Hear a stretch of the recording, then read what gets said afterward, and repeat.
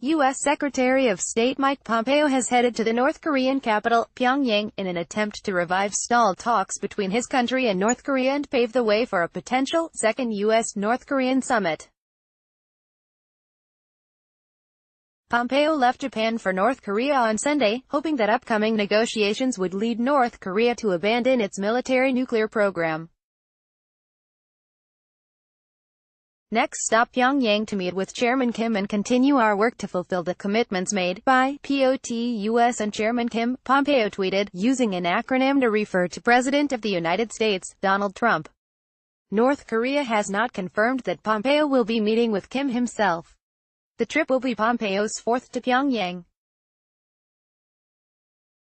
The top U.S. diplomat spent the first leg of an Asian tour in Tokyo on Saturday and will also visit South Korea and China after North Korea and before returning to the U.S. on Monday.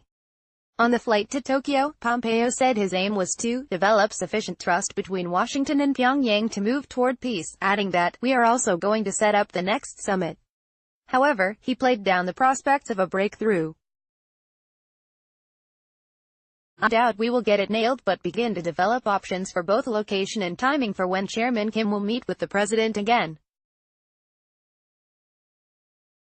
Maybe we will get further than that," said the top U.S. diplomat.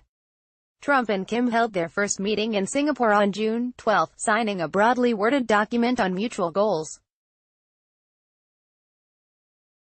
Talks between the two sides have had little progress since then.